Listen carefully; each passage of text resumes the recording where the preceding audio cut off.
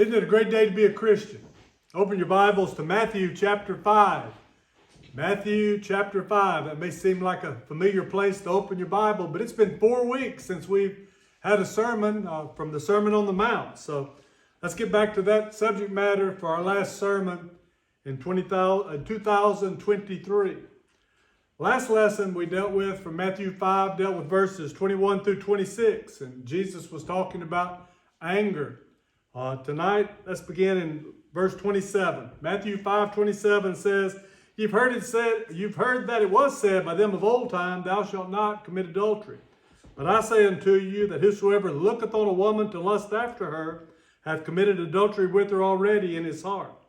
And if thy right eye offend thee, pluck it out, and cast it from thee, for it is profitable for thee that one of thy members should perish, and not that thy whole body should be cast into hell. And if thy right hand offend thee, cut it off, and cast it from thee, for it is profitable for thee that one of thy members should perish, and not that thy whole body should be cast into hell. I read about a priest, and a young man asked him, said, Father, when will I stop being bothered by the lust of the flesh? When is this going to not be a problem anymore? And the old priest said, My son, I wouldn't trust myself until I've been dead for 3 or 4 days. It's just part of life. We have these attractions. We have these desires. Jesus said that we need to control them. Matthew 5:20, Jesus told his disciples, Unless your righteousness exceeds the righteousness of the scribes and Pharisees, ye shall in no case enter the kingdom of heaven. And then he started telling them ways that our righteousness should exceed the righteousness of the scribes and the Pharisees. First he said, they say don't kill. I say don't even get angry with your brothers. Tonight he says, they say don't commit adultery. And that's right, that's part of the law. But I'm telling you, there's more to it than that. You need to make sure that your righteousness exceeds theirs. Tonight, let's look by saying that I don't really think this is a great problem here. I don't think any of you are going to start running around on your spouses or do something like that. But Jesus said there's more to it than that, because the battleground is in our mind. The greatest temptation we face is the invitation to participate in things. We need to make sure that we're not lured. The scribes and Pharisees felt as long as they didn't actually commit the act, they were okay. Jesus said you shouldn't have those thoughts in your head. So he's setting a higher standard. Jesus says the problem is not an action problem, it's a heart problem. So we need to deal with the heart. And that's hard in our culture because we're bombarded with a steady stream of sexual immorality on television, in the music we listen to, the movies, books, everywhere you turn. The internet is filled with all these images, all these things that pop up and invite us to look lustfully. And Jesus said, don't do it. So the question tonight is, does it hurt to look? I read these facts. Pornography in the United States is a $13 billion a year industry. That's greater than the combined revenues of Coca-Cola and McDonnell Douglas. Way back in 1990, there were over 300 million X-rated videos sold. That's more than enough for every man, woman, and child in the United States to have one. And since then, sales have increased by over 75%. Said in our society, we're bombarded by the temptation in the area of sexual purity. According to a 1995 article in the American Family Association Journal, 88% of all sexual activity portrayed on television was between people who were not married to each other. And that's back in 1995. Can you imagine what it's like now? It probably hasn't got any better in the last 30 years. Tonight we're going to look at what Jesus said about adultery. And the question is, at what point are we committing sin? When does it become wrong? The lesson tonight's got 3 parts, and each one of them will start with a D, so it'll be easier to remember. So point number 1 is the deed. And the scribes and Pharisees had the deed right. Jesus covered that, Matthew 5:27. He said, You've heard that it was said of them of old time, Thou shalt not commit adultery. Jesus had just dealt with the 6th commandment, Thou shalt not kill. He said, that's not the problem, actually committing the act. You shouldn't have that hatred in your heart.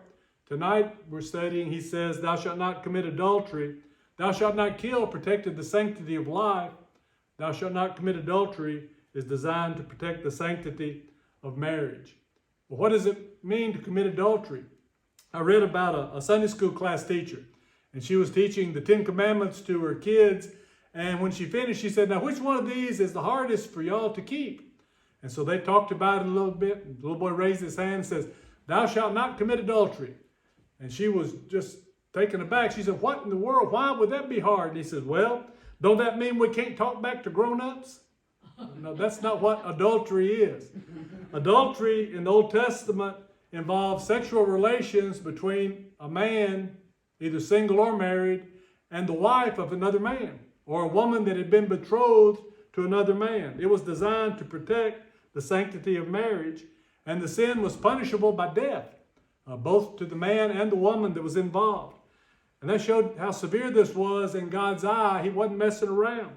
God made faithfulness to the marriage vows very important. The law said you were guilty if you actually participated in the act. God created sex, and He meant for it to be between a husband and a wife, and we need to keep it within the boundaries of marriage. But Jesus is getting to the heart of the issue. He says that He's raising the bar. He's saying if it's important that you don't do that, then here's what you need to do to make sure that you're not tempted. And that gets us to point number 2, the desire. Look at the next verse, verse 28. Jesus says, but I say unto you that whosoever looketh on a woman to lust after her hath committed adultery with her already in his heart. I've always thought that meant if you look at a woman and that makes you lust, you've committed adultery, but I don't think that's really what that's saying. He's saying if you look at a woman to lust after her, if that's the reason you're looking at that woman. Another way to translate that is if a man looks at a woman in a way that he may lust after her, or if he looks at a woman in a way to stimulate his lust. The word look means continued action. That doesn't just mean you see it. That means that you want to see it. You're looking at it intentionally. It's not that casual thought just pops into your head. You let it grow. You stay focused on it. Somebody said this. He said, it's not lustful looking that causes the sin in the heart.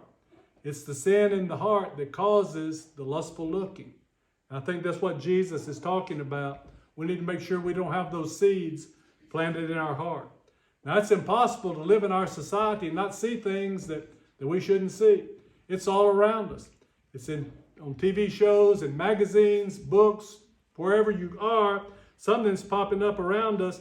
Jesus is not talking about unavoidable exposure to something that you really shouldn't see, but there's no temptation if when you see that, you look the other way. You don't focus on it. You don't stare after it. There's going to be temptation everywhere we go.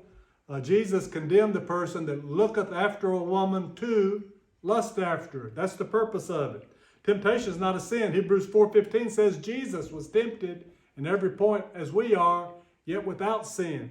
Look at James chapter 1. James chapter 1. Beginning in verse 14, James explains how this works. He said, every man is tempted when he's drawn away of his own lust and enticed. Then when lust hath conceived, it bringeth forth sin, and sin, when it's finished, bringeth forth death. There are a lot of people that wouldn't think about committing the physical act of adultery, but they might look longer than they should at somebody that they shouldn't be looking at, and that might lead to other things happening in their mind. Lust is a powerful desire, and Jesus tells us if we allow our look to cause us to lust, then we've crossed the line. We've got examples of that happening in the Bible. Look at David and Bathsheba. Go to 2 Samuel 11. 2 Samuel 11, beginning in verse 2. It says, and it came to pass in an evening tide that David arose from off his bed and walked upon the roof of the king's house. And from the roof he saw a woman washing herself. And the woman was very beautiful to look upon. And David sent and inquired after the woman. And one said, is not this Bathsheba, the daughter of Eliam, the wife of Uriah the Hittite? And David sent messengers and took her, and she came in unto him, and he lay with her, for she was purified from her uncleanness, and she returned unto her house. David saw, and he inquired, and then he acted. You ever wondered what would happen if David was walking on the roof, he looked down, he saw Bathsheba, and he said, whoa, I shouldn't be looking at that, and walked away? Have you ever wondered if maybe that wasn't the first time David had been walking on the roof during Bathsheba's bath time? You ever think maybe he got up out of his bed because he said, now, this is about the time that woman's going to be taking a bath next door? We don't know what was going on, but we do know that David had the wrong thing in his heart, because if he'd looked at her and said, I shouldn't do that, he wouldn't have committed that sin. That's what Job did. Look at Job chapter 31. Job chapter 31, verse 1. Job says, I made a covenant with my eyes. Why then should I think upon a maid? Job knew that looking could cause impure thoughts, and that could lead to impure actions.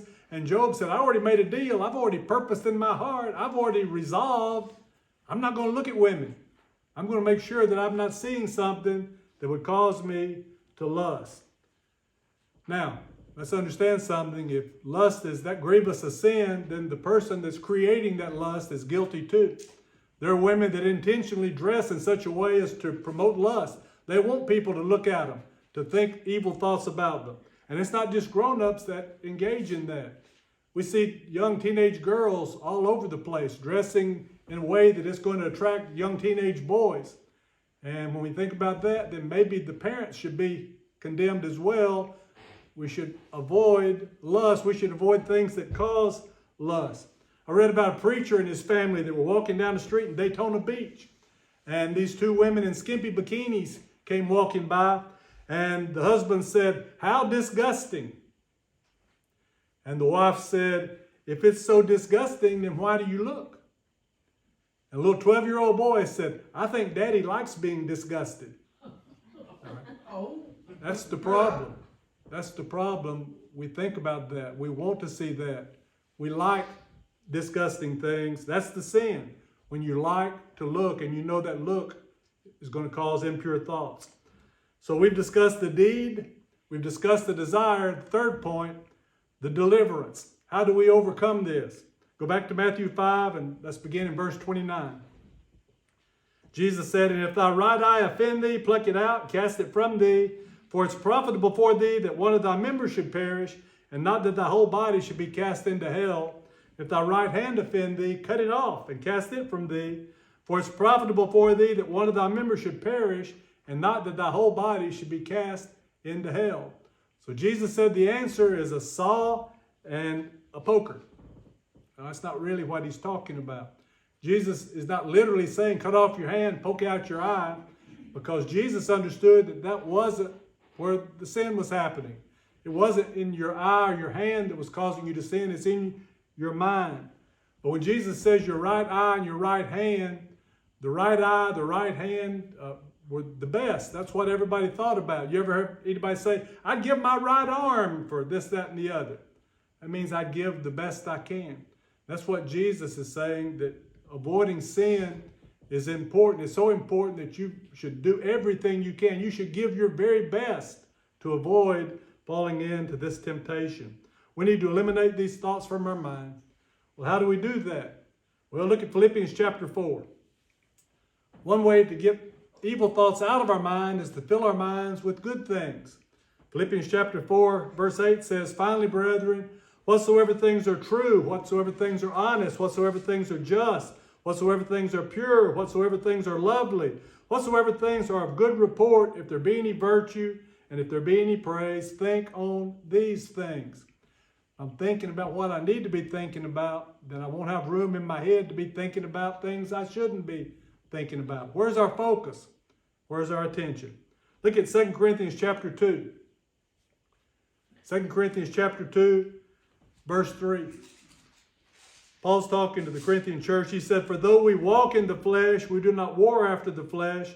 For the weapons of our warfare are not carnal, but mighty through God to the pulling down of strongholds, casting down imaginations and every high thing that exalteth itself against the knowledge of God, and bringing into captivity every thought to the obedience of Christ.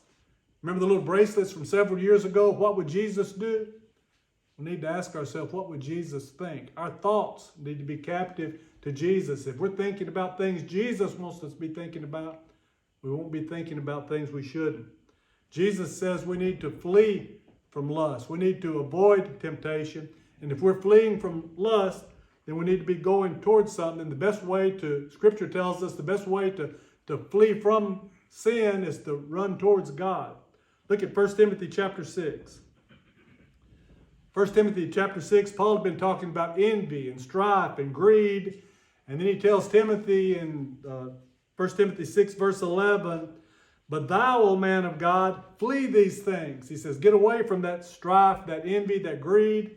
Flee these things and follow after righteousness, godliness, faith, love, patience, meekness. Got all these other things going on. Stay away from that. Go towards good things. Go towards righteousness. He gives them a similar warning in 2 Timothy. Turn over to 2 Timothy chapter 2. 2 Timothy 2 verse 22. Paul says, flee also useful lust, but follow righteousness, faith, charity, peace with them that call on the Lord out of a pure heart. Paul says, get away from these other things. The best way to get away from those things is to go towards God. Let's end with the instructions from the book of James. Go to James chapter 4. James chapter 4 verse 7. James kind of sums up the whole thing. He said, submit yourselves therefore to God. Resist the devil, and he will flee from you. Draw nigh to God, he will draw nigh to you. Cleanse your hands, ye sinner, and purify your hearts, ye double-minded. See, adultery is a heart problem. Lust is a heart problem. James says we need to clean our hearts. Does it hurt to look? Well, it does if it causes us to think things we shouldn't think. Can we appreciate beauty? Yes, but that needs to be all that we do. If our righteousness is going to exceed the righteousness of the scribes and the Pharisees, then we need to make sure that we don't think thoughts that will lead us to the wrong action. Think about it. Jesus goes to the heart of the problem. If there's no desire, there will be no act. In our society, we're hit in all directions with temptations. We need to have our mind made up that we're going to be thinking about Jesus. I end every sermon by saying you need to be a Christian. The only life worth living, the only death one would dare to die. Well, everybody tonight that's the age of accountability is already a Christian. So tonight, let's focus on that second line. It says, it's the only life worth living. And the question is, am I living a Christian life? Am I living my life in such a way that I'm avoiding temptation? I'm staying away from things that could hurt me, that could hurt my influence, that could lead me to sin. If you need to make some changes in the way you're living your life, you can do it tonight. If you're subject to the Lord's invitation, won't you come as we stand together, as we sing.